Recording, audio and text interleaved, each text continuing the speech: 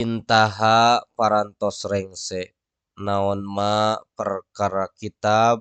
qaddaro anu parantos ngeresakeun saha Allahu Gusti Allah jam'ahu kana ngumpulkeunana itu ma.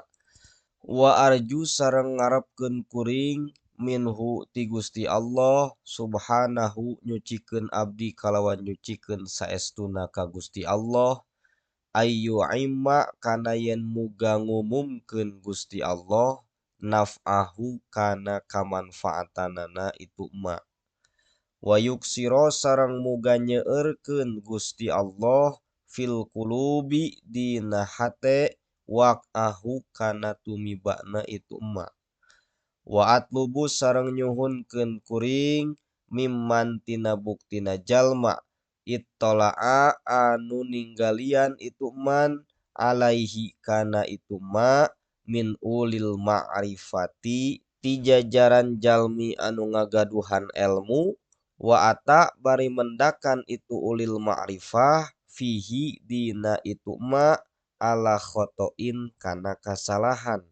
aoz zalalin atawa kakaliruan ayu nabiha kana yen ngelingan itu ulil ma'rifah ala zalika kana itu khoto au zalal birroddi ku cara nolak as-sorihi anu jelas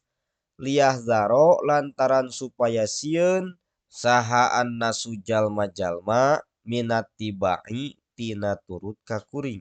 ala goiri sawabi netepan kana henteu bener